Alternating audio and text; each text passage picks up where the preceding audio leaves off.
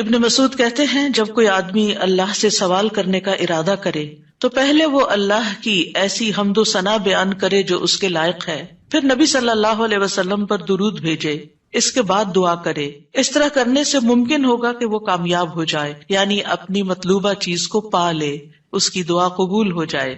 حضرت علی رضی اللہ عنہ کہتے ہیں ہر دعا روک دی جاتی ہے یہاں تک کہ محمد صلی اللہ علیہ وسلم پر درود پڑھا جائے۔ یہ ان کے احساسات ہیں اور وہ سمجھتے ہیں کہ یہ درود ہی دعاؤں کو آگے بڑھانے والا ہے۔ مناوی کہتے ہیں کل دعاء محجوب، یعنی ہر دعا سے قبولیت روک دی جاتی ہے یہاں تک کہ دعا کرنے والا نبی صلی اللہ علیہ وسلم پر درود پڑھتا ہے، یعنی دعا اللہ کی طرف نہیں اٹھتی یہاں تک کہ اس کے ساتھ نبی صلی اللہ علیہ وسلم پر درود کو نہ ملایا جائے، کیونکہ درود دعا کی قبولیت کا وسیلہ ہے۔ ہم نے دعا کی اہمیت اور آداب میں پڑھا تھا کہ کچھ وسیلے ایسے ہیں جو جائز ہیں اور کچھ وسیلے ایسے ہیں جو درست نہیں ہیں۔ تو جائز وسیلوں میں سے ایک وسیلہ کیا ہے کہ ہم درود پڑھیں تاکہ ہماری دعا آگے بڑھے۔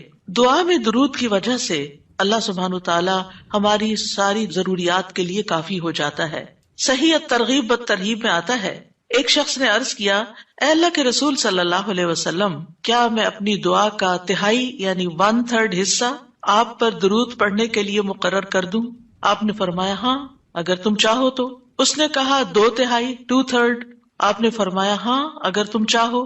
اس نے کہا اگر میں ساری دعا درود کے لیے مقرر کر دوں؟ تو رسول اللہ صلی اللہ علیہ وسلم نے فرمایا پھر تو اللہ تمہاری دنیا اور آخرت کے غم و فکر کے لیے تمہیں کافی ہو جائے گا۔ اس کا یہ مطلب نہیں ہے کہ ہم پھر کوئی دعا مانگے ہی نہ، اس کا مطلب یہ ہے کہ زیادہ سے زیادہ درود پڑھیں، یعنی دعائیں تو ہم مخصوص وقت میں پڑھتے ہیں یا پھر جب کوئی ضرورت پیش آتی ہے، لیکن درود ہم ہر وقت پڑھ سکتے ہیں، یعنی ہماری روزانہ کی جو روٹین ہے، چلتے پھرتے اٹھتے بیٹھتے، کیونکہ کچھ لوگوں نے اس کے ساتھ بھی بڑی پابندیاں عائد کی ہوئی ہیں کہ بغیر وضو کے درود نہ پڑھا جائے، سر پہ دوپٹے کے بغیر درود نہ پڑھا جائے، راستے میں کہیں درود نہ پڑھے۔ ایسا کچھ نہیں ہے، دعا ہو، ذکر ہو، درود ہو، وضو کے ساتھ، وضو کے بغیر، راستے میں، سوتے جاگتے اٹھتے بیٹھتے ہر جگہ پڑھ سکتے ہیں۔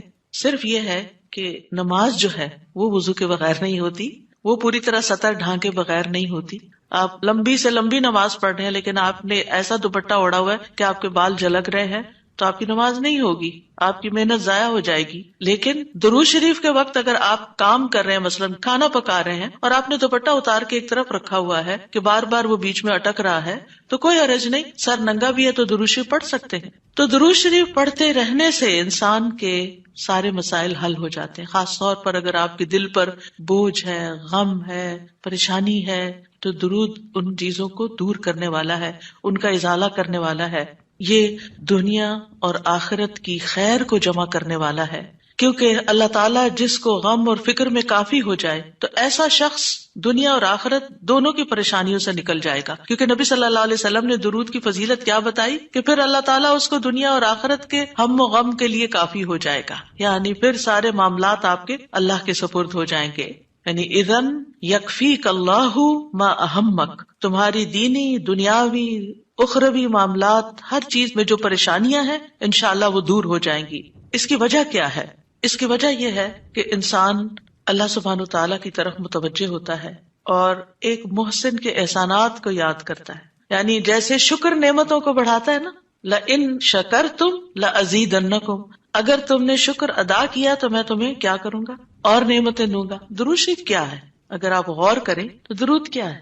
درود دراصل نبی صلی اللہ علیہ وسلم کے ہم پر جو احسانات ہیں کہ آپ نے ہمیں ایمان سے روشناس کیا، قرآن سے روشناس کیا، حکمت سے روشناس کیا اور ہماری خاطر دعائیں کی، بے شمار احسانات ہیں نا آپ صلی اللہ علیہ وسلم۔ آج ہم آپ کو کیا بدلہ دے سکتے ہیں؟ کس شکل میں بدلہ دے سکتے ہیں؟ ہم آپ کے لیے کیا کر سکتے ہیں؟ ہمارے والدین ہمارے ساتھ احسان کرتے ہیں تو ہم ان کی خدمت کرتے ہیں، ہم ان کو کچھ پکا کے دے دیتے ہیں، ہم ان کو کچھ کھلا دیتے ہیں، ہم ان کو کچھ گفٹ دے دیتے ہیں، یعنی مختلف طریقے سے ماں باپ کو خوش کرنے کی کوشش کرتے ہیں، چاہے انہیں ضرورت ہو یا نہ ہو۔ ہم سب ایسے ہی کرتے ہیں نا، یعنی ہم یہ تھوڑی دیکھتے ہیں کہ ان کو اس وقت ہمارے لاڈ پیار کی ضرورت ہے یا نہیں ہے، وہ دکھی ہے، پریشان ہے یا نہیں ہے۔ ہم اپنی محبت کا اظہار کسی نہ کسی شکل میں کرتے رہتے ہیں۔ وہ فوت ہو جاتے ہیں تو پھر کیا کرتے ہیں؟ پھر ان کو وزٹ نہیں کر سکتے، ان کو دیکھ نہیں سکتے، ان کو کچھ دے نہیں سکتے، انہیں کچھ کھلا پلا نہیں سکتے، پھر ہم ان کے لیے بس صرف دعائیں کرتے ہیں یا صدقہ خیرات کر دیتے ہیں، یہی چیزیں ان کو فائدہ دیتی ہیں۔ نبی صلی اللہ علیہ وسلم کے احسانات ہم پر سب انسانوں سے زیادہ ہیں، ہمارے ماں باپ سے بھی زیادہ ہیں ہم پر۔ اگر ہم سیرہ پڑھیں اور دیکھیں کہ آپ نے کتنے دکھ اٹھائے، کتنے غم اٹھائے، کتنی پریشانیوں سے گزرے، تو حیران ہو جاتا ہے انسان کہ اتنی بھی سچی خیر خواہی کسی انسان کے اندر ہو سکتی۔ النبی اولی بالمؤمنین من انفسہم، نبی تو تم سے بھی زیادہ تمہارے لیے مہربان ہے، یعنی ہم اپنی جانوں کے بارے میں اتنے فکر مند نہیں ہوتے، ہم اپنے آپ کو خود جہنم کی آگ سے بچانے کے لیے وہ فکر نہیں کرتے جتنی فکر ہمارے نبی صلی اللہ علیہ وسلم نے ہمارے لیے کی۔ تو ان کے احسانات کا بدلہ کیسے دیں گے ہم ان کے لیے کیا کریں گے؟ ہم ان کے لیے درود پڑھیں گے۔ تو یہ درود کا پڑھنا، آپ کے احسانات کا بدلہ تو ہم کہاں سے دے سکتے ہیں، لیکن اس کے جواب میں ایک شکریہ ادا کرنے کا انداز ہے، ان کی مہربانیوں کو اکنالج کرتے ہیں، کیونکہ جو شکر گزار انسان ہوتا ہے وہ دنیا میں بھی مطمئن ہوتا ہے، اس کی ایک فلفلمنٹ ہوتی ہے، اور پھر یہ ہے کہ اس کے آگے کے مرحلے بھی آسان ہوتے، وہ جس کے ساتھ بھی شکر گزاری کا معاملہ کرتا ہے، عام انسانوں کے ساتھ بھی، تو وہ ان کا محبوب بن جاتا ہے۔ تو جب ہم اللہ تعالیٰ کا شکر ادا کرتے ہیں تو کیا ہم اللہ کے محبوب نہیں ہوں گے؟ جب ہم رسول اللہ صلی اللہ علیہ وسلم کا شکریہ ادا کرتے ہیں، اور شکریہ ادا کرنا صرف زبان سے تھینک یو کہنا نہیں ہوتا، وہ مختلف طریقے سے کسی کو دعا دینا بھی، یعنی اگر ہم کسی کے احسان کا بدلہ صرف دعا کی شکل میں بھی دیتے ہیں تو یہ بھی شکریہ ادا کرنے کی بہت بڑی قسم ہے، اور پلٹ کر واپس تو اپنے اوپر ہی آتا ہے۔ یعنی جب شکر کسی کا ادا کرتے ہیں، جب کسی کے احسان مند ہوتے ہیں، ایک ہوتا ہے بس صرف تکلفاً رسماً ایک فیشن کے طور پہ، ایک روٹین کے طور پر کسی کو تھینک یو بول دینا، نہیں، دل سے جینوئنلی دوسرے کا شکر گزار ہونا، یہ اس کے دل میں آپ کی محبت بڑھاتا ہے۔ اس میں آپ کی نیت یہ نہیں ہوتی کہ وہ مجھ سے محبت کرے، نہیں، آپ اس کو اکنالج کر رہے ہوتے ہیں، اس کا احسان مان رہے ہوتے ہیں، اور اللہ تعالیٰ اس کے دل میں آپ کی محبت ڈال دیتا ہے۔ اور جو ناشکرے انسان ہوتے ہیں، جو ناقدرے ہوتے ہیں، سب سے پہلے تو ہم اللہ ہی کے حق میں ناقدرے، وما قدر اللہ حق قدری، ہم نے اللہ کی قدر ہی نہیں کی جیسا قدر کرنے کا حق ہے، ہم نے نبی صلی اللہ علیہ وسلم کی قدر ہی نہیں کی جیسا کہ قدر کرنے کا حق ہے۔ تو ہماری یہ تسبیحات اور ہمارا یہ درود شریف اس قدر کی طرف بڑھنے کا ایک چھوٹا سا جسچر ہے کہ ہم واقعی اس بات کو مانتے ہیں کہ ان کے ہم پر احسانات تھے۔ لہٰذا جب ہم درود پڑھتے ہیں تو اس کا مطلب یہ ہے کہ ہم نے باقی چیزیں چھوڑی اور ہم آپ کا حق ادا کرنے کی طرف متوجہ ہو گئے۔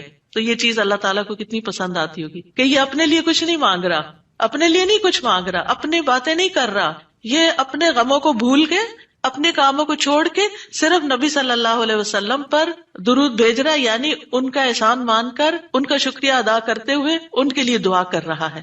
نبی صلی اللہ علیہ وسلم اللہ تعالیٰ کے محبوب ہیں، سب سے بہترین بندے ہیں، سب سے بہترین نبی ہیں، اللہ تعالیٰ ان سے محبت کرتا ہے۔ اللہ تعالیٰ فرماتے ہیں قل ان کنتم تحبون اللہ فاتبعونی یحببکم اللہ، کہہ دیجیے اگر تم اللہ سے محبت کرتے ہو میری اتباع کرو، اللہ تم سے محبت کرے گا۔ تو نبی صلی اللہ علیہ وسلم کی اتباع ہو، آپ کی سنتوں پر عمل کرنا ہو، آپ پر درود پڑھنا ہو، یہ سب کس میں اضافہ کرتا ہے؟ اللہ کی محبت بندے کو ملتی ہے۔ یحببکم اللہ، اللہ تم سے محبت کرے گا، اور اللہ تعالیٰ جس سے محبت کرے پھر اس کی تو بات ہی کیا، سیجعل لہم الرحمن ودا، اس کے مسائل کیسے حل نہیں ہوں گے؟ اس کے مسائل ضرور حل ہوں گے، اس کے غم دور ہوں گے، اس کی پریشانیاں دور ہوں گی۔ لہٰذا جب ہم اس سٹیٹ میں آ جاتے ہیں تو پھر آپ دیکھیں کہ یہ درجہ اس سے بھی بڑھ جاتا ہے جو ہم اپنے لیے خود کچھ مانگ رہے ہوتے ہیں نا، کیونکہ جب آپ کو کسی سے محبت ہوتی ہے تو آپ اس کے لیے کچھ بھی کرنے کو تیار ہوتے ہیں۔ یہ تو انسان کا حال ہے، انسان کی محبت ہے نا، تو جس انسان سے اللہ کو محبت ہو پھر اس کے مسئلے کیسے حل نہیں ہوں گے؟ اللہ سبحانہ وتعالیٰ اس کے لیے بہترین چیزیں کیوں نہیں کریں گے؟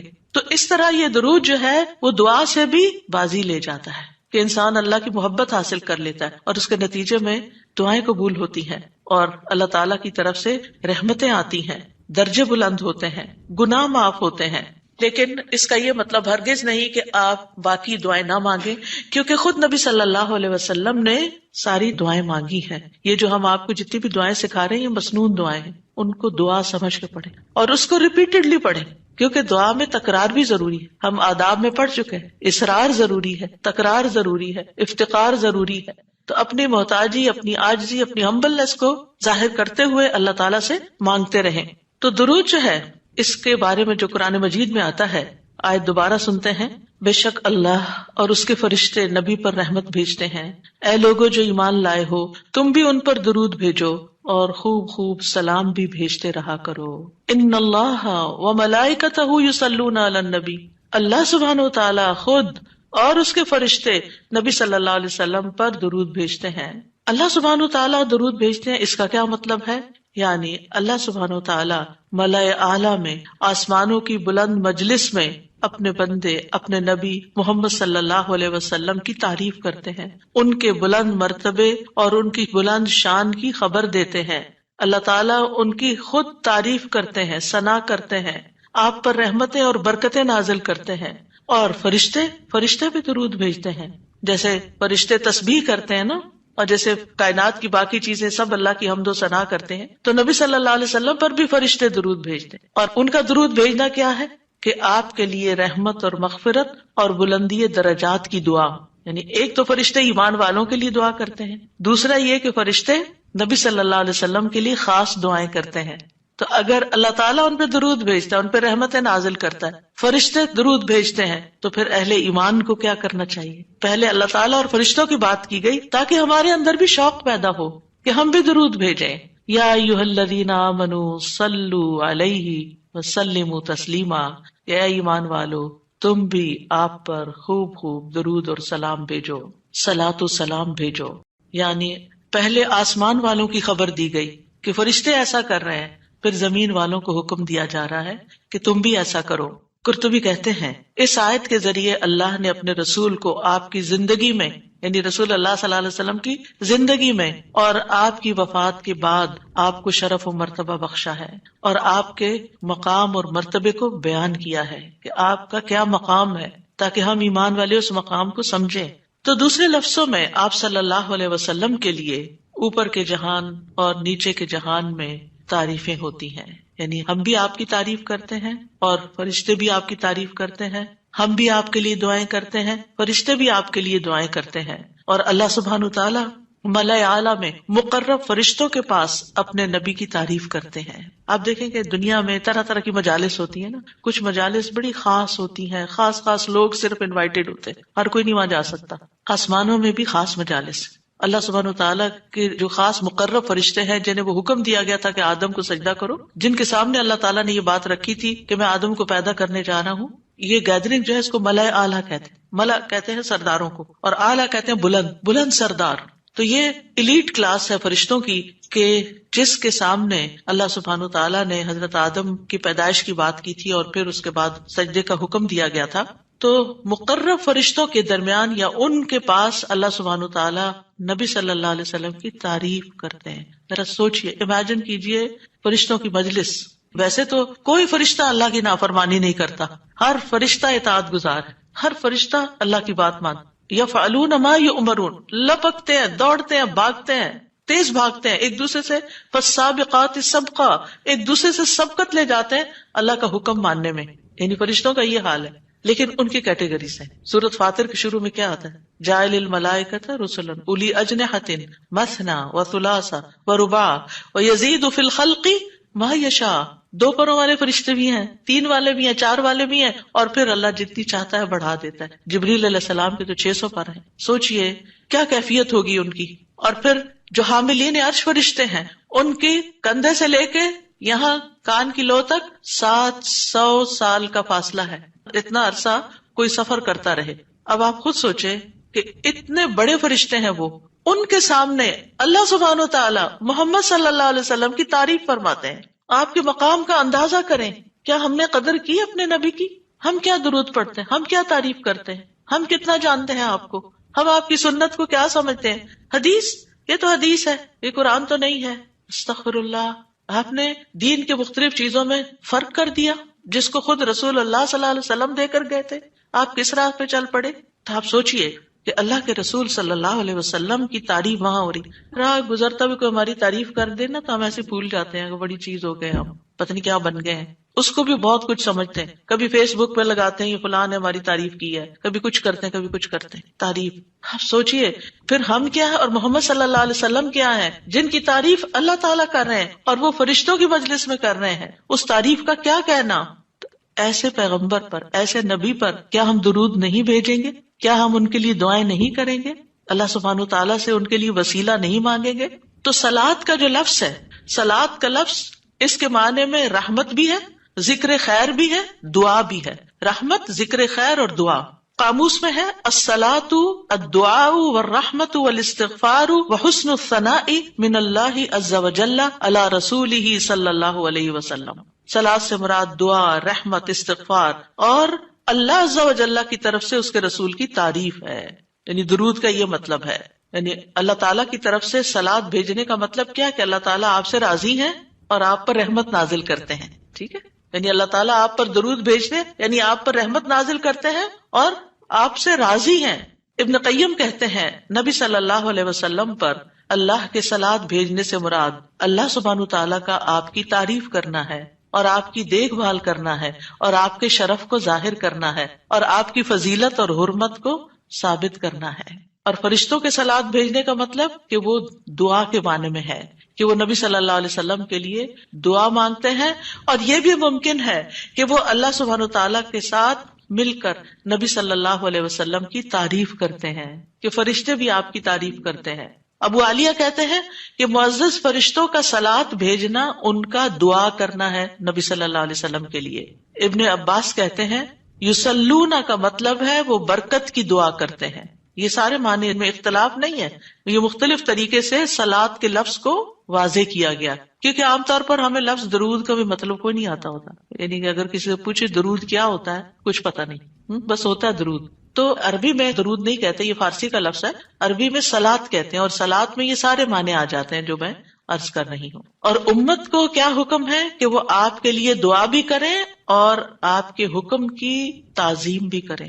آپ کے حکم کو جو نبی صلی اللہ علیہ وسلم کا حکم ہے اس کو سب کے حکم پر فوقیت دیں، اس کو بڑا سمجھیں. ایک طرف ماں باپ کا حکم، ایک طرف رسول اللہ صلی اللہ علیہ وسلم کا حکم. اگرچہ اللہ سبحانہ تعالیٰ نے ہمیں ماں باپ کے ساتھ احسان کا حکم دیا ہے، ان کی بات ماننے کے لیے بھی کہا ہے، لیکن ان کے مقابلے میں اگر رسول اللہ صلی اللہ علیہ وسلم آ جاتے ہیں تو پھر ہمیں رسول اللہ صلی اللہ علیہ وسلم کی بات کو فوقیت دینی ہے، ترجیح دینی ہے، اہمیت دینی ہے.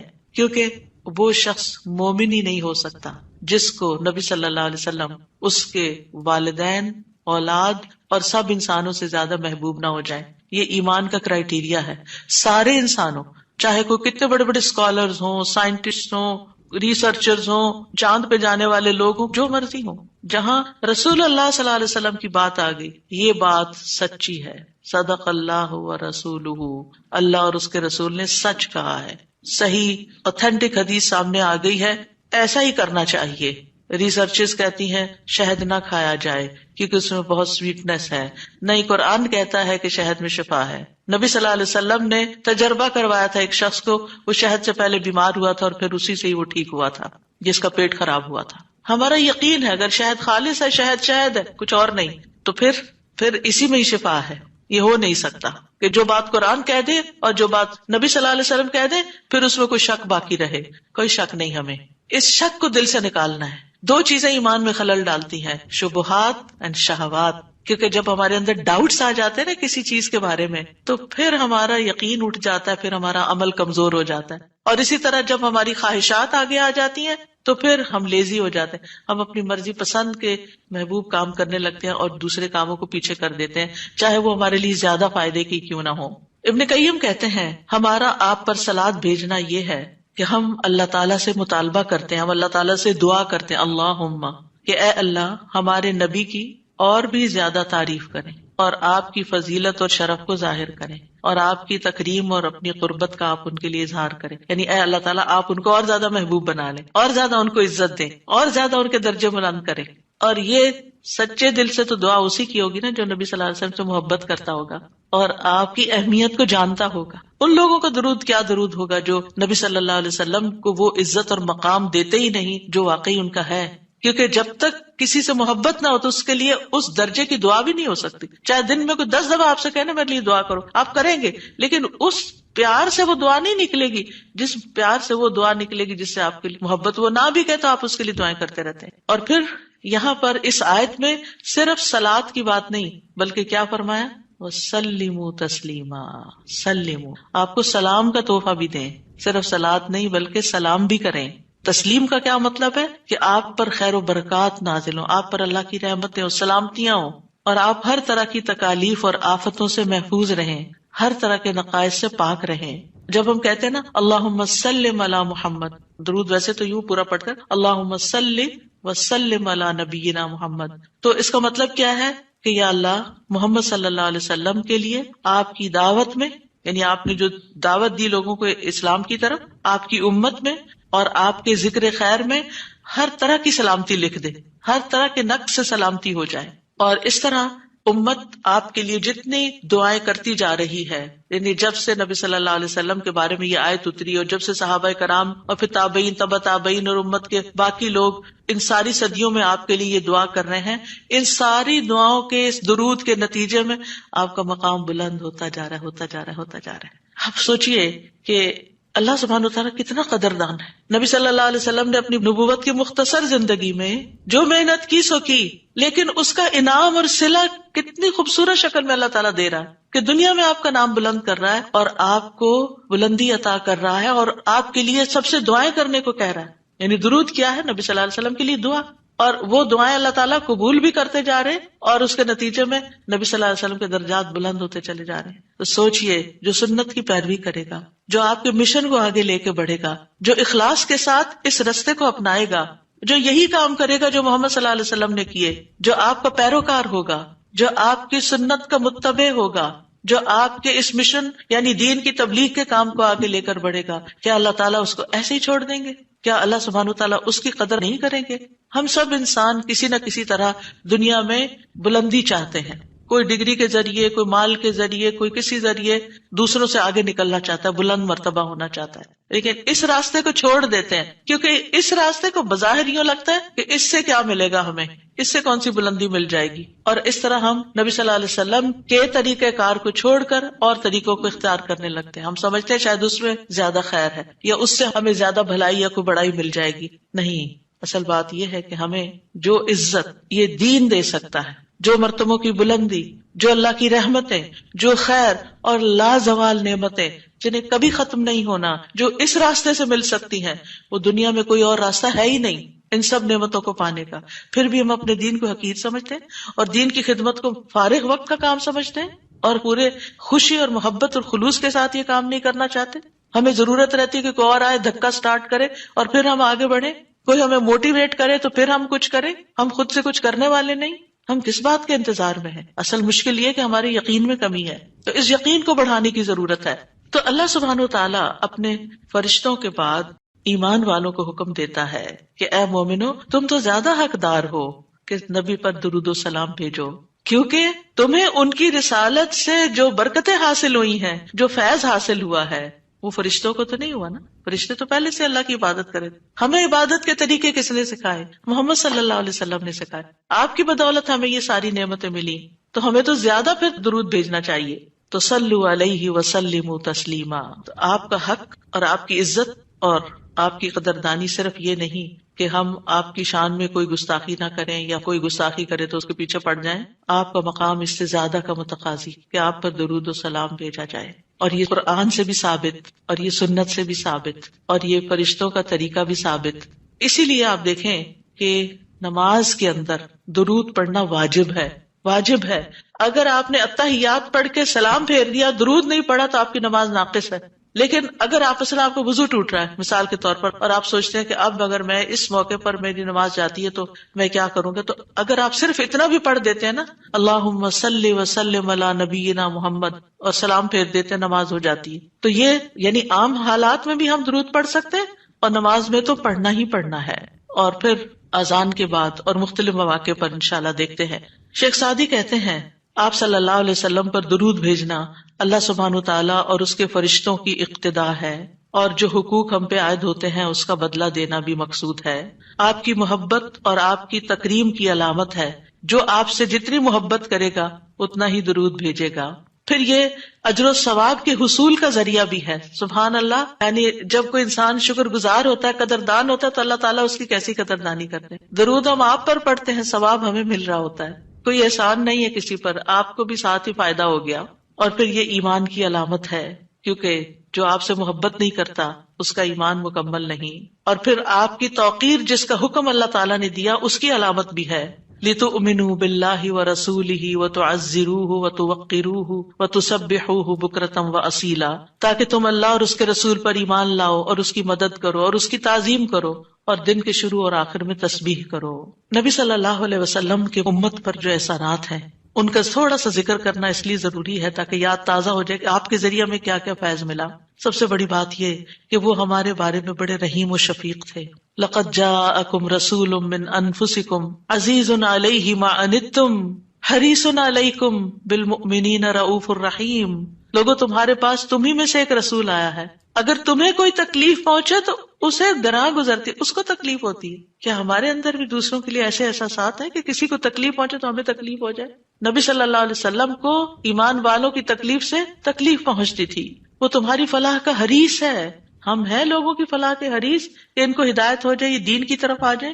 مومنوں پر نہایت مہربان اور رحم کرنے والا ہے. یہ ہیں ہمارے رسول جن کی گواہی اللہ تعالیٰ نے دی کہ ان کے اندر کے جذبات لوگوں کے لیے کیا ہیں اور ان کا مشن کیا اور وہ چاہتے کیا ہیں آپ کے لیے، اور وہ کتنے شفیق اور مہربان ہے. یعنی ایک دائی کی بنیادی صفت ہونی چاہیے کہ وہ دوسروں سے محبت کرنے والا ہو، دوسروں کی خیر کرنے والا ہو. ہم بعض اوقات دین کا کام کرتے ہوئے اتنے پروفیشنل ہو جاتے ہیں کہ ہماری ٹون بھی بڑی اسپارٹ ہو جاتی ہے اور ہمارا انداز بھی بڑا تحکمانہ ہو جاتا ہے. ہم سمجھتے ہیں کہ ہم صحیح معنی میں خدمت کر رہے ہیں. نہیں، کہیں ایسا نہ ہو کہ اس کی وجہ سے لوگ دین سے ہی دور ہو جائیں. نبی صلی اللہ علیہ وسلم کا یہ طریقہ نہیں تھا. اللہ کی قسم ہم جتنے سنت کے زیادہ قریب ہوں گے اتنے ہی زیادہ ہم دین کو فائدہ پہنچانے والے ہوں گے، اور جتنے سنتوں سے دور ہو جائیں گے اور آپ کے طریقے سے دور ہو جائیں گے آپ سے بھی اتنے ہی دور ہو جائیں گے اور دین کو بھی اتنا ہی نقصان پھر دیں گے. نبی صلی اللہ علیہ وسلم مومنوں پر ان کی جانوں سے بھی زیادہ قریب ہیں. النبی اولی بالمؤمنین من انفسہم وازواجہ امہاتہم. یہ نبی مومنوں پر ان کی جانوں سے زیادہ حق رکھنے والا ہے اور اس کی بیویاں ان کی مائیں ہیں. نبی صلی اللہ علیہ وسلم نے فرمایا دنیا میں کوئی مومن ایسا نہیں جس سے میرا دنیا اور آخرت میں سب سے زیادہ قریب کا رشتہ نہ ہو. اگر چاہتے ہو تو یہ آیت پڑھ لو. یعنی صرف اس دور کے لوگوں کے لیے نہیں تھے آپ قریب، بلکہ ہمارے لیے بھی ہیں. فرمایا یہ آیت پڑھ لو، النبی اولی بالمؤمنین من انفسہم. نبی مومنوں پر ان کی جانوں سے بھی زیادہ قریب ہیں. لہٰذا جو کوئی مومن مر جائے اور مال چھوڑ جائے تو وہ اس کے خاندان کو ملے گا، اس کے وہ وارث ہوں گے. اور جو قرض یا عیال چھوڑ جائے وہ میرے پاس آئے، میں اس کا بندوبست کروں گا. آج کوئی حکمران، کوئی لیڈر ایسا ہے جو یہ کہے کہ تمہارا کوئی فوت ہو جائے، جو وہ چھوڑے وہ سب تمہارا، لیکن اگر کوئی تمہاری ضرورت ہے تو میرے پاس آ جاؤ؟ ایسی خیرخواہی محمد صلی اللہ علیہ وسلم کے اندر تھی اپنے ساتھیوں کے لیے. آپ امت کے لیے روتے تھے. نبی صلی اللہ علیہ وسلم نے ابراہیم علیہ السلام کے بارے میں یہ آیت پڑھی، رب انہن اضللن کثیرا من الناس فمن تبعنی فانہ منی. کہ اے میرے رب ان بتوں نے بہت سے لوگوں کو گمراہ کر دیا ہے، تو جو میری پیروی کرے وہ مجھ سے ہوگا. اور یہ آیت جس میں عیسیٰ علیہ السلام کہتے ہیں ان تعذبہم فانہم عبادک وان تغفر لہم فانک انت العزیز الحکیم. اے اللہ اگر تو انہیں عذاب دے، یعنی جو میرے پیروکار ہیں، تو تیرے بندے ہیں دے دے، اور اگر تو بخش دے تو بے شک تو عزیز الحکیم ہے. نبی صلی اللہ علیہ وسلم نے کیا فرمایا؟ ابراہیم علیہ السلام نے کہا بس وہ میرے ہیں جو میری پیروی کرے. عیسیٰ علیہ السلام نے کہا تیرے بندے ہیں، تو چاہے تو سزا دے. نبی صلی اللہ علیہ وسلم کو دیکھیے، پھر آپ نے یہ دو آیتیں پڑھ کے اپنے ہاتھ اٹھائے اور فرمایا اے اللہ میری امت میری امت، امتی امتی، اور آپ رونے لگ گئے. یہ آپ کے دل میں امت کے لیے پیار تھا. امت کے دل میں محمد صلی اللہ علیہ وسلم کے لیے کیا محبت ہے. تو اللہ عز و جل نے فرمایا اے جبریل جاؤ محمد کے پاس، حالانکہ تیرا رب خوب جانتا ہے، اور ان سے پوچھو کہ کیوں رو رہے ہیں. جبریل علیہ السلام آپ کی خدمت میں آئے اور آپ سے رونے کی وجہ پوچھی، تو رسول اللہ صلی اللہ علیہ وسلم نے انہیں بتا دیا کہ میں اپنی امت کے لیے رو رہا ہوں، حالانکہ اللہ سب سے زیادہ جاننے والا ہے. تو اللہ تعالیٰ نے فرمایا اے جبریل محمد کی طرف جاؤ اور ان سے کہہ دو کہ ہم آپ کو آپ کی امت کے بارے میں ضرور راضی کر دیں گے اور ہم آپ کو غمگین نہیں کریں گے. اتنے حریص تھے وہ ہماری نجات کے اور ہماری فلاح کے. تو کیا وہ والدین سے بھی زیادہ پھر مہربان نہیں ہم پر؟ ہمارے ماں باپ ہماری دنیا کا غم کرتے ہیں، ہماری دنیا کی فکریں کرتے ہیں، ان کو کھانا کہاں سے ملے گا، ان کے فلاں چیز کا کیا ہوگا، فلاں چیز کا کیا ہوگا. نبی صلی اللہ علیہ وسلم ہماری دنیا کے تو پیچھے ہو گیا نا کہ جس کا عیال ہو، قرض دار ہو، میرے پاس آ جائے، لیکن ہماری آخرت کی فکر کرتے ہیں کہ میری امت کی بخشش ہوگی کہ نہیں ہوگی. ایک دفعہ کوئی لا الہ الا اللہ محمد الرسول اللہ کہہ کر اس دین میں داخل ہو جاتا ہے تو پھر محمد صلی اللہ علیہ وسلم اس کے لیے مہربان ہو جاتے ہیں، اس کے لیے غمگین ہو جاتے ہیں کہ اس کی بخشش ہو جائے. آپ ہر نماز میں امت کے لیے دعائیں کرتے تھے، ہر نماز میں. حضرت عائشہ کہتی ہیں میں نے رسول اللہ صلی اللہ علیہ وسلم کو خوش طبیعت دیکھ کر کہا اے اللہ کے رسول میرے لیے اللہ تعالیٰ سے دعا کریں. آپ نے فرمایا اللہم اغفر لعائشہ ما تقدم من ذنبها وما تأخر وما اسرت وما اعلنت. اے اللہ عائشہ کے سب گناہ بخش دے، جو اس نے پہلے کیے، جو بعد میں کیے، جو چھپا کے کیے، جو اعلانیہ کیے. خوشی سے حضرت عائشہ نے ہنسنا شروع کر دیا، یہاں تک کہ ہنستے ہنستے ان کا سر رسول اللہ صلی اللہ علیہ وسلم کی گود میں جا پڑا. آپ نے پوچھا کیا تمہیں میری دعا نے خوش کر دیا؟ انہوں نے کہا بھلا مجھے کیا ہے کہ آپ کی دعا خوش نہ کرے، آپ کی دعا سے ہی خوش ہوئی ہوں. آپ نے فرمایا اللہ کی قسم میں ہر نماز میں اپنی امت کے لیے یہ دعا کرتا ہوں. یہ احسانات ہیں آپ کے ہم پر، اور آپ نے اپنی مقبول ترین دعا جو تھی اپنی امت کے لیے محفوظ کر لی. نبی صلی اللہ علیہ وسلم نے فرمایا مجھ سے کہا گیا آپ مانگیں، کیونکہ ہر نبی نے مانگا ہے، ہر نبی کو ایک مقبول دعا دی گئی ہے کہ جو اللہ تعالیٰ ضرور قبول کرے گا. لیکن میں نے اپنا سوال قیامت کے دن کے لیے مؤخر کر دیا، ڈیلے کر دیا، وہاں جا کے مانگوں گا اور وہ تمہارے لیے ہوگا، اور لا الہ الا اللہ کی گواہی دینے والے ہر شخص کے لیے ہوگا. ہمیں اگر اللہ تعالیٰ کی طرف سے یہ پیغام آئے کہ کوئی ایک دعا مانگ لو وہ ضرور قبول ہوگی، تو ہم جھٹ سے اپنے لیے کوئی دنیا کی دعا مانگ لیں گے جو جلد ختم بھی ہو جانے والی. اس سے آپ کی حکمت کا اندازہ لگائیں اور ہمارے لیے آپ کی محبت کا اندازہ کریں. آپ کی وجہ سے امت کو شفاعت ملے گی. نبی صلی اللہ علیہ وسلم نے فرمایا مجھے 5 چیزیں ایسی دی گئیں جو مجھ سے پہلے کسی کو نہیں دی گئی. ان میں سے ایک مجھے شفاعت عطا کی گئی، یعنی نبی صلی اللہ علیہ وسلم کو شفاعت کا حق دیا گیا. نبی صلی اللہ علیہ وسلم امت کی شفاعت کی خاطر تمام رات فکر مند رہے. ابو ذر کہتے ہیں ایک مرتبہ رسول اللہ صلی اللہ علیہ وسلم نے نماز شروع کی اور ساری رات صبح تک ایک ہی آیت رکوع اور سجود میں پڑھتے رہے کہ اے اللہ اگر تو انہیں عذاب میں مبتلا کر دے تو یہ تیرے بندے ہیں، اور اگر تو انہیں معاف کر دے تو بڑا غالب حکمت والا ہے. جب صبح ہوئی تو میں نے عرض کیا یا رسول اللہ آپ ساری رات صبح تک رکوع اور سجود میں ایک ہی آیت پڑھتے رہے. آپ دیکھیے کہ وہ جو سوال اکثر آتا ہے نا کہ سجدے میں قرآنی دعا پڑھ سکتے ہیں یا نہیں، اس کا یہ جواب ہے، ٹھیک ہے، کہ قرآنی آیت جو دعا کی شکل میں ہو وہ پڑھ سکتے ہیں. آپ صلی اللہ علیہ وسلم نے فرمایا میں اپنے رب سے اپنی امت کے لیے سفارش کا حق مانگ رہا تھا. یہ دعا کر کے امت کے لیے سفارش کا حق مانگ رہا تھا جو اللہ نے مجھے عطا کر دیا، اور انشاءاللہ یہ ہر اس شخص کو نصیب ہوگی جو اللہ کے ساتھ کسی کو شریک نہیں ٹھہراتا، شرک نہیں کرتا. ابن عباس کہتے ہیں رسول اللہ صلی اللہ علیہ وسلم نے فرمایا اللہ نے میرے لیے میری امت کی غلطی اور بھول چوک اور جس پر ان کو مجبور کر دیا جائے اس سے درگزر فرمایا ہے، اور یہ بھی آپ کا ایک احسان ہے ہم پر. نبی صلی اللہ علیہ وسلم نے اپنی امت کو مشقت میں نہیں ڈالا، بس وہ کام سکھائے جو وہ کر سکتے تھے آسانی سے. آپ صلی اللہ علیہ وسلم نے فرمایا اگر میری امت پر مشقت نہ ہوتی تو میں انہیں ہر نماز کے وقت وضو کرنے کا حکم دیتا، یعنی چاہے وضو ہوتا پھر بھی دوبارہ حکم دیتا، لیکن اگر وضو ہے تو دوبارہ نہ بھی کرو. یہ آسانی دی آپ نے. آپ اپنی امتیوں کو آگ سے بچانے کی شدید حرص رکھتے تھے. نبی صلی اللہ علیہ وسلم نے ایک مرتبہ فرمایا میری مثال اور لوگوں کی مثال اس شخص کی طرح ہے جس نے آگ روشن کی، جب اس کے چاروں طرف روشنی پھیل گئی تو پروانے اور کیڑے مکوڑے جو آگ پہ گرتے ہیں اس میں گرنے لگے. وہ آدمی ان کو آگ سے دور کرتا ہے لیکن وہ اس کے قابو میں نہیں آتے بلکہ آگ میں داخل ہو جاتے ہیں. اسی طرح میں تمہاری کمروں سے پکڑ پکڑ کر تمہیں آگ سے روکتا ہوں اور تم اس میں گرتے جاتے ہو، یعنی میں تمہیں روکتا ہوں کہ وہ غلط کام نہیں کرو کہ جو آگ کی طرف لے جانے والے ہیں، اور تم رک نہیں رہے. اسی طرح آپ صلی اللہ علیہ وسلم نے اپنے بعد آنے والے امتیوں کے لیے بھی محبت کا اظہار کیا ہے. حدیث میں آتا ہے آپ نے فرمایا کاش میں اپنے بھائیوں سے مل پاتا. نبی صلی اللہ علیہ وسلم کے صحابہ نے عرض کیا کیا ہم آپ کے بھائی نہیں؟ آپ نے فرمایا تم میرے صحابہ ہو. میرے بھائی وہ لوگ ہیں جو مجھ پر ایمان لائے ہوں گے لیکن میری زیارت نہ کر سکے ہوں گے، یعنی آپ کے بعد دنیا میں آئے ہیں. پھر یہ ہے کہ درود شریف پڑھنے کے فائدے کیا ہیں. یہ تو تھا کہ آپ کے احسانات ہیں ہم پر، لہٰذا ہمیں انسان ہونے کی حیثیت سے ہمارے اوپر لازم ہے کہ احسان کا بدلہ چکائے اور ہم آپ پر درود پڑھیں. لیکن ویسے فائدے کیا ہیں؟ ایک بار درود بھیجنے پر 10 رحمتیں ملتی ہیں، صحیح مسلم کی روایت میں آتا ہے.